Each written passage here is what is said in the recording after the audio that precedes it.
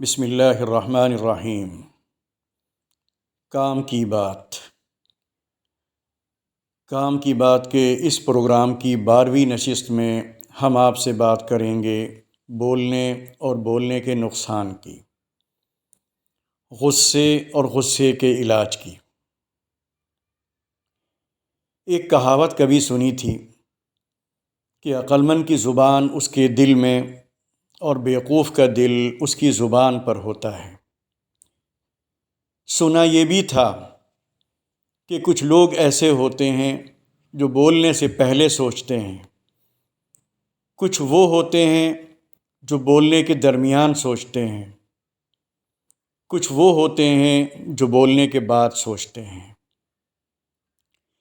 لیکن ہماری اس دنیا میں کچھ لوگ ایسے بھی ہوتے ہیں جو نہ بولنے سے پہلے سوچتے ہیں، نہ بولنے کے درمیان سوچتے ہیں، نہ بولنے کے بعد سوچتے ہیں۔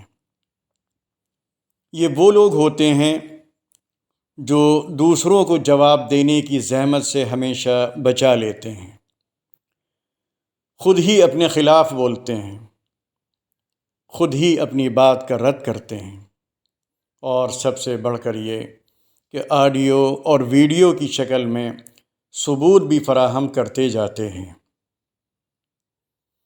انہیں یاد ہی نہیں رہتا کہ کل انہوں نے کیا کہا تھا، کس کو کہا تھا، کیوں کہا تھا، کتنا کہا تھا اور کس حد تک کہا تھا، اب کیا کہہ رہے ہیں، کتنا صحیح اور کتنا غلط کہہ رہے ہیں۔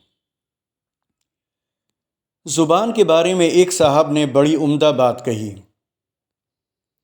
ان کا کہنا ہے کہ زبان دل کی ترجمان، عقل کی نمائندہ، شخصیت کی کنجی اور انسانی روح کا سب سے بڑا دریچہ ہے۔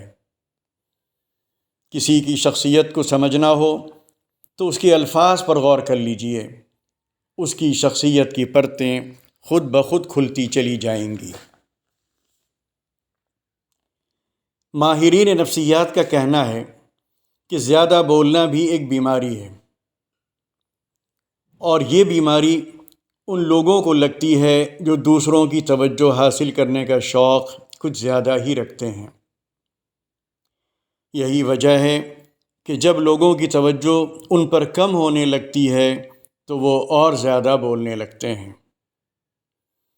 بے مانگے حمایت کرنا، بے طلب تائید کرنا، بے سبب اعلان کرنا، بے ضرورت بیان دینا، یہ سب اسی بیماری کی علامتیں ہیں۔ غصے کے بارے میں آتا ہے کہ وہ عقل کو کھا جاتا ہے۔ پھر بھی بعض لوگوں کا حال یہ ہے کہ ان کی اسٹارٹنگ ہی غصے سے ہوتی ہے۔ پوری گفتگو وہ بکھرے ہوئے نظر آتے ہیں، طیش میں وہ باتیں کہہ جاتے ہیں کہ واقعی شبہ ہونے لگتا ہے۔ اگر وہ اتنے غصے میں نہ بولیں اور ہوش کو جوش پر غالب رکھیں تو شاید بہت سی کام کی باتیں کر جائیں اور لوگ ان سے فائدہ اٹھائیں۔ نبی کریم صلی اللہ علیہ وسلم نے غصے کے 3 علاج بتائے ہیں۔ پہلا یہ کہ اعوذ باللہ من الشیطان الرجیم پڑھ لیا جائے۔ دوسرا یہ کہ ایسے موقع پر وضو کر لیا جائے۔ تیسرا یہ کہ کسی کو غصہ آئے اور وہ کھڑا ہو تو اس کو چاہیے کہ بیٹھ جائے۔ اگر بیٹھنے سے غصہ چلا جائے تو ٹھیک ہے، ورنہ اس کو چاہیے کہ لیٹ جائے۔